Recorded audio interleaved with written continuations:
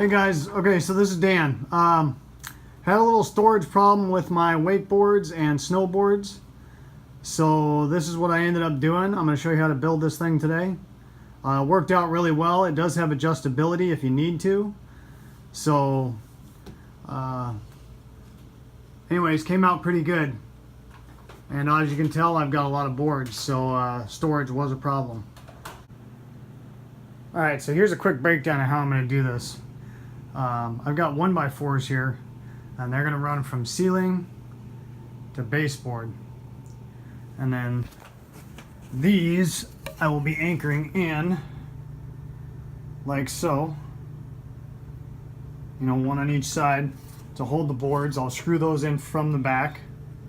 Okay, now what would have been nice is if I would have had two 2x4s lined up perfectly and I could just anchor those right into the wall. However, my 2x4s are way over here, one in the center, and one off to this side. So I cannot do that. So these are going to be cross braces that I'm going to use to catch all three of those studs, and then I'll be anchoring the 1x4 to those cross braces. So that's how that's going to go. Okay guys, so I'm mounting my first cross member. I'm going to do one at the bottom, one at the very top, and then two in between. Okay. I decided to put my main slats at 2 foot on center because that's pretty much right underneath my bindings for 90% of my boards. Marked center on my boards.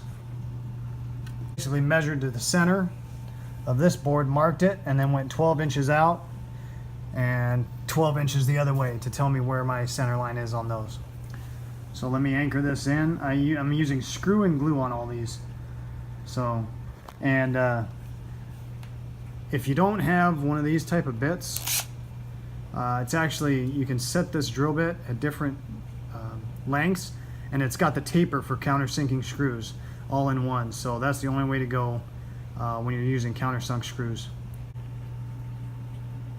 Okay guys, so I'm going to show you how I anchored these. First I kind of put that in place, and I'm just making a mark here. Okay, I'm going to pull that back. I like to screw and glue everything I build just to be on the safe side.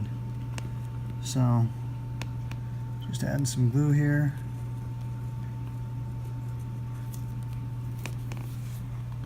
Okay, I'm going to put that back into place, matching my center lines here.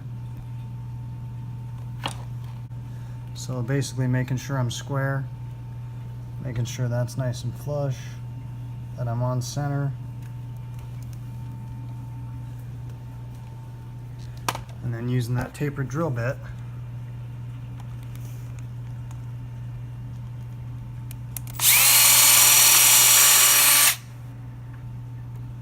doing 2 holes. Now you don't want to line these holes up. See how I'm kind of offset on them? That makes it a lot stronger. So,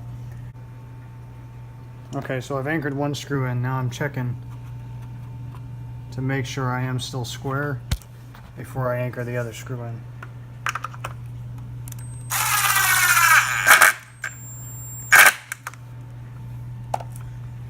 Okay. So that's my first one. I'm going to go ahead and do the top one now, and then figure out my 2 middle supports. Alright, so I've just got my top and bottom cross braces on, and I'm making sure I'm pretty level vertically, and making sure it fits, and looks like it's going to do what I want it to do. So I'm going to put the rest of these cross braces in and show you the next step. Alright guys, I'm getting ready to install my 2 center cross braces here. So what I did is I measured all the way from that cross member to here, all the way along there, divided that by 3, measured that down, marked center, came the other way, marked it, and then measured center on my board, set that on there like that, and then just marked either side so I know exactly where that's going to go. All right. So I'm having to piece a little part in here, guys, because I forgot to show you that I put an extra piece of 1x4 against the wall with these slats in between my cross members, because you want that a nice flat surface mounting against that wall. You don't want an air gap here. So that wasn't part of my video. This is kind of a piece in because I forgot to show you that. But like I said, you want a nice full flat surface going against that drywall. That keeps it a lot stronger than having an air gap here. Okay, since we're going with a little bit of a rustic look, I'm going to show you how I just do these kind of rough edges here. And it's doesn't take any skill, just playing around with the belt sander is all it is. So I'll show you how I do that real quick.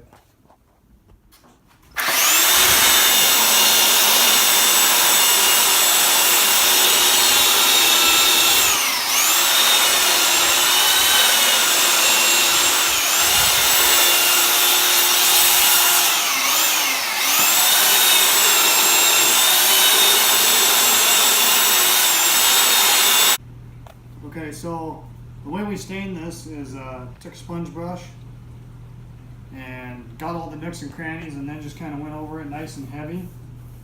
But I didn't want that heavy of a finish with this. I didn't want it this dark. So after you coat it with this, you just take a rag and wipe it down, and only the dark grain shows that gray to it, which is what we were looking to do.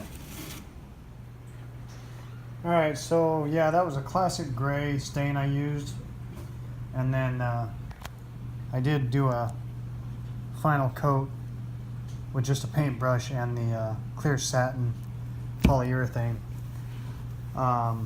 If it's going to be in a lot of light, under a bright light, I recommend using indoor-outdoor because it's UV resistant.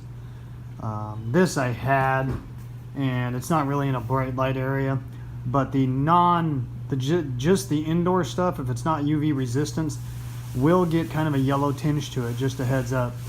I had it happen to a couple of pieces of furniture I've done that got a yellow tinge to them, just from yellowing from the bright light. So just a heads up on that. But yeah, we're all stained and clear coated. Be hanging it up next. Okay, so instead of anchoring these from the back, I decided to make little plates to go on so I have more versatility in case I need to move one or change the height of it. So I figured out my center, and then I went ahead and pre-drilled all my base plates, and then just kind of clamped up this jig so I can set these in here, and they'll all be done at the exact same height. And that's just a matter of finding a piece of wood that was the right height, clamping a stopper in there so I can kind of push against it, and then clamping some other 2x4s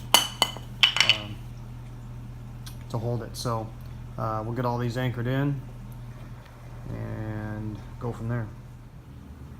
Alright, so all my holders are anchored, the base plates are anchored onto them, and we are stained.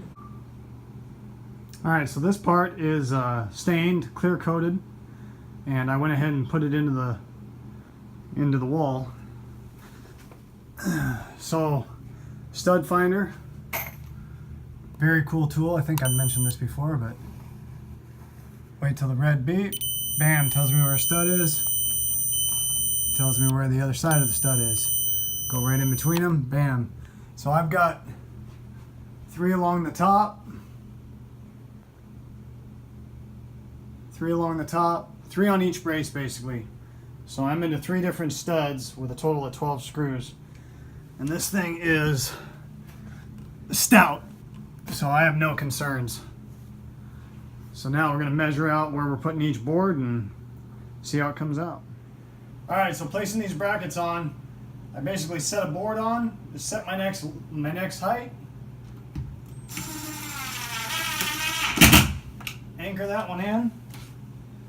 Grab my other bracket and the level.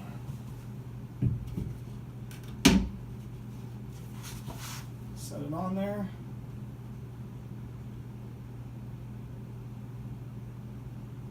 Level it.